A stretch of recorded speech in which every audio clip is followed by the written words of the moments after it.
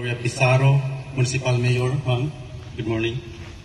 And of course, my respect to our Provincial Director, Police Colonel Oliver S. Navales. Present us today, Police Lieutenant Colonel R.C. Yamok, sir, our DPDA. To the outgoing Force Commander, Police Lieutenant Colonel Alfredo Ortiz Jr., sir. To our Chief Parmo, Police Lieutenant Colonel Hawkmark Orbuda, sir, good morning. And of course, our friends from the media, Sir Jun Sapanghari. Present also is Police Major Moralion. And of course, I cannot proceed without mentioning the persons who are at my front when I am weak, at my back when I am full of confidence, and they are at my side when we decided to fight together. We maybe fight each other. Police Major Duran and Police Major Kieta, thank you. You are the reasons why I prepared a speech, because aside from them being so supportive, sometimes they are bullies. Of course, some officers present from the Bukidnon 2nd PMFC, Buk, magbuntag ganyan tanan. And from the Don Carlos Municipal Police Station, good morning. To the refined gentlemen and ladies of Bukidnon 2nd PMFC, good morning everyone. Good morning, sir.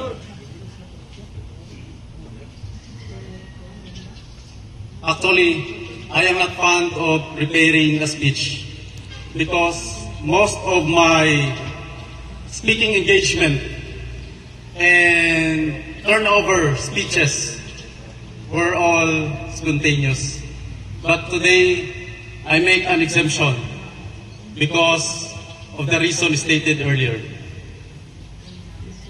First of all, I would like to thank God, the giver of life and purpose.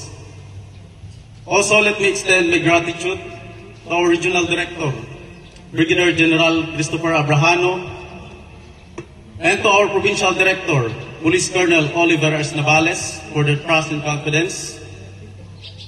Also, my respect to our Provincial Governor, Honorable Rogelio Roque.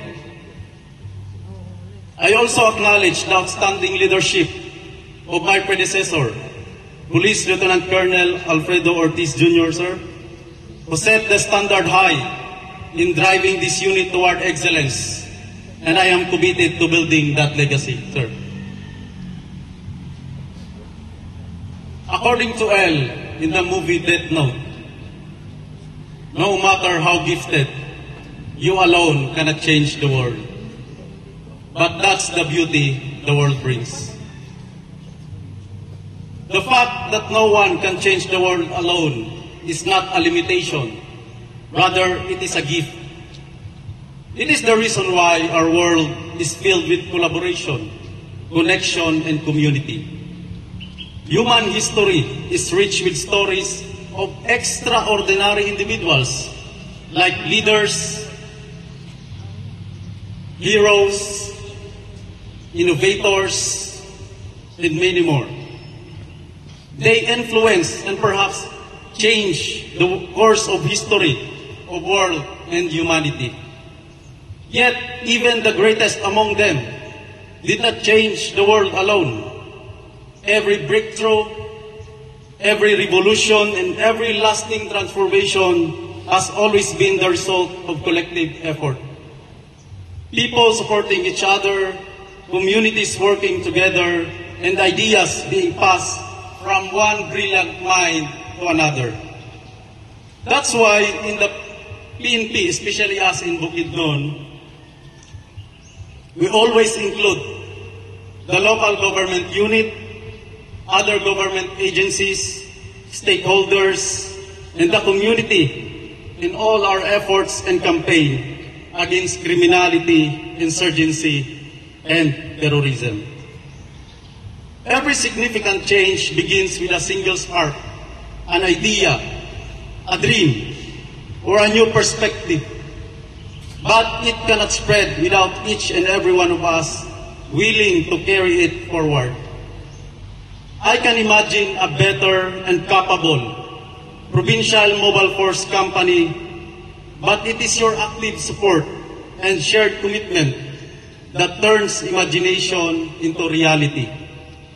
Not by making a gigantic and extraordinary things, but by doing what is expected from us with consistency, dedication, and discipline. Last week, I remember our provincial director asked me,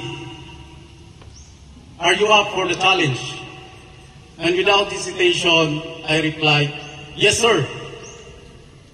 But at the back of my mind, it was not just a simple question, but a reminder and a caution that what lies ahead is not an easy task, and I should have to perform my duty well with justice and excellence.